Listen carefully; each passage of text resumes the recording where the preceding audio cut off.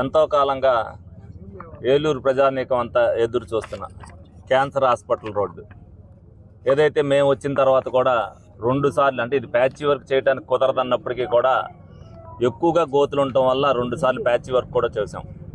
అలాగే ఆర్ఎండ్బి వాళ్ళు కూడా దీన్ని శాంక్షనింగ్ లిస్టులో పెట్టారు. గత ప్రభుత్వం ఏదైతే బిల్లులు కూడా ఇవ్వకపోవడం వల్ల మరి ఆ కాంట్రాక్టర్ కూడా వెనక్కి వెళ్ళిపోయే పరిస్థితులు ఉంటే వెళ్ళకోకుండా మేమందరం కూడా హామీ ఇచ్చి ఎట్టి పరిస్థితుల్లో కూడా నీకు బిల్లులు అవుతాయి. ఎందుకంటే ఇది ఒకసారి క్యాన్సిల్ అయిందంటే మళ్ళీ 3 సంవత్సరాలు పడుతుంది మళ్ళీ గ్రాంట్ మళ్ళీ వెరిఫికేషన్ చేసి అన్నీ.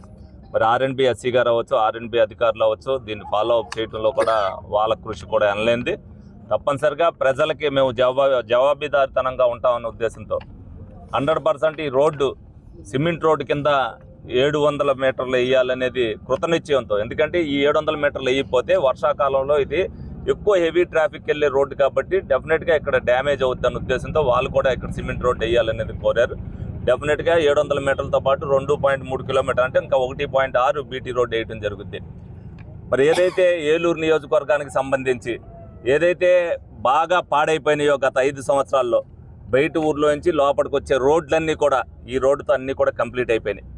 ఇక చిన్నగా, ఎందుకంటే మేము వేసిన తర్వాత కూడా చిన్న ప్యాచ్ వర్కులు చేస్తే చిన్న డ్యామేజీలు జరిగిన రోడ్లు ఏదైతే రైల్వే స్టేషన్ రోడ్డు, ఫిలాస్ఫాట్ రోడ్డు ఇవన్నీ కూడా ఉన్నాయి. అవి కూడా ఎన్క్యాప్లో సత్యనారాయణ థియేటర్ రోడ్డు అవ్వచ్చు, పాండురంగ టాకీస్ థియేటర్ రోడ్డు అవ్వచ్చు, అన్నీ కూడా ఎన్క్యాప్లో 6,50,00,000 రూపాయలతో అవి కూడా నిన్న కౌన్సిల్ తీర్మానం చేసి అవి కూడా ఆమోదించడం జరిగింది. అవన్నీ కూడా సంక్రాంతి లోపు అవి కూడా కంప్లీట్ అవుతాయి. ఏలూరు ప్రజానికం ఎక్కడైనా సరే విరివిగా మార్కెట్లకు వెళ్ళినా ఏలూరు లోపలికి రావాలన్నా ఏ రోడ్డు కూడా ఇబ్బంది లేకుండా ఉండే పరిస్థితి ఏదైతే మేము హామీ ఇచ్చామో ఆ రకంగా తయారు చేసి చూపించాం. వీళ్ళు వైసీపీ వాళ్ళకి పని లేనట్టు ఏదో రోడ్లు ఎక్కి 2 రోజులు ఇక్కడ గంతులేశారు, ఏదో కాఫీలు తాగుతున్నట్టు, టీలు తాగుతున్నట్టు. మరి ఇప్పుడు ఇక్కడికి వచ్చి ఇప్పుడు ఈ రోడ్డు మీద డొల్లమని చెప్పండి. రోడ్డు వేసింది మేమే కదా, ఎంత హైట్ ఉందో పక్క తెలుస్తుంది కాబట్టి పక్కన ఇది ఉంది అది ఉంది. మరి ఇక్కడికి రారాళ్ళు. అలాగే మేము బాయ్స్ కాన్వెంట్ దగ్గర రోడ్డు వేసాం, అక్కడికి వెళ్ళరు. జరిగినవి చూపించమనండి. 5 సంవత్సరాల క్రితం వాళ్ళు ఒక్క పని కూడా చేయలే. వాళ్ళకి అసలు రోడ్డు మీద ఎక్కే పరిస్థితి, వాళ్ళకి నైతిక హక్కుకు వైసీపీ ప్రభుత్వానికి అనేది ఏమి లేదు. ప్రజలకి జవాబుదారీతనంగా ఏ రోజున కూడా వాళ్ళు లేరు. ఈ రోజున మా క్యాడర్ అంతా కూడా 5 డివిజన్ల క్యాడర్ ఇక్కడ వచ్చారు. వీళ్ళు కాళ్ళు ఎగరేసుకుని చెప్పగలరు. ఏ వైసీపీ నాయకుడైనా మాట్లాడమని చెప్పండి. సంక్షేమ విషయంలో కానీ, అభివృద్ధి విషయంలో కానీ, ఏ డివిజన్లో ఏం చేసాం, ఏ డివిజన్లో ఏం చేయబోతున్నాం అనేది ప్రతి ఒక్కరు కూడా కాళ్ళు ఎగరేసుకుని చెప్పగలరు. తెలుగుదేశం పార్టీ మాట ఇచ్చిందంటే మాట ప్రకారం చేస్తామనేది తెలుగుదేశం క్యాడర్ అందరూ కూడా గర్వంగా రోడ్ల మీద తిరిగేటట్టుగా ఈ రోజున ఏలూరు నియోజకవర్గంలో అంతా కూడా ఏ విషయంలో ఉన్నా సరే గౌరవ చంద్రబాబు నాయుడు గారు ప్రతి విషయంలో కూడా ప్రజలు ఇబ్బంది పడకూడదన్న ఉద్దేశంతో ప్రతి విషయంలో కూడా చేస్తడం జరుగుతుంది. మీకు సీఎంఆర్ఎఫ్కి సంబంధించి ఏలూరు నియోజకవర్గానికి 4 కోట్ల రూపాయలు మరి చెక్కులు పంపిణీ చేసాం.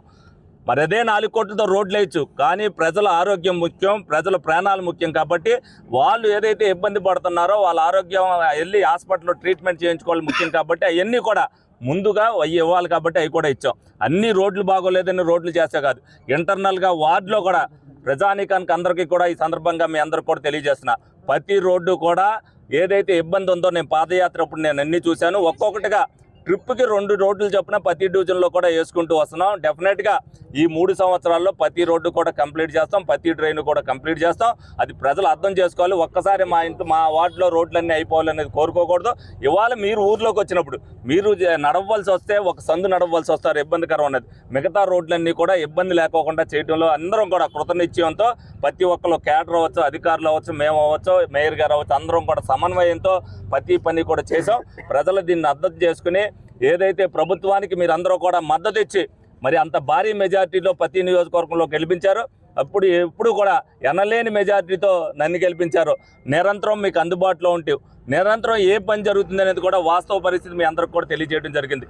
ఇవాళ సంక్షేమంలో పెన్షన్ కాడి నుంచి ఇవాళ వరకు ఏ పథకం కూడా ఆపుకోకుండా చేస్తూ అభివృద్ధి విషయంలో ఏ విధంగా వెళ్తున్నది మేయర్ గారు కూడా చెప్పారు. అదే మంచినీటి సంగతి కానీ, ఏదైతే ఇంతకుముందు జరిగిన రోడ్లు కానీ, అలాగే రేపు జరగబోయే రోడ్ల గురించి కానీ తప్పనిసరిగా ఏలూరు ప్రజానీకానికి ఇబ్బందికరం లేని పరిస్థితి మేము చేస్తాం. ఏ ఇబ్బంది వచ్చినా సరే అందుబాటులో మా నాయకులు ఉంటారు, కావాలనుకుంటే ఎప్పుడు కావాలంటే అప్పుడు ఆఫీస్లో నేను అందుబాటులో ఉంటాను. డెఫినెట్గా ప్రతి ఒక్కటి కూడా ఏ విషయమైనా సరే మీరు రాలేని పరిస్థితి ఉంటే వాట్సాప్ ద్వారా అయినా మీరు అందరూ కూడా తెలియపరచండి. డెఫినెట్గా ప్రజలకి ఈ ప్రభుత్వం అనేది జవాబుదారితనంగా ఉంటుందని సందర్భంగా మీ అందరికీ కూడా తెలియజేస్తూ మరి ప్రజలందరూ కూడా నిరంతరం తెలుగుదేశం పార్టీకి కూటమికి సహకరించాలని సందర్భంగా అందరినీ కూడా కోరుకోవడం జరుగుతుంది.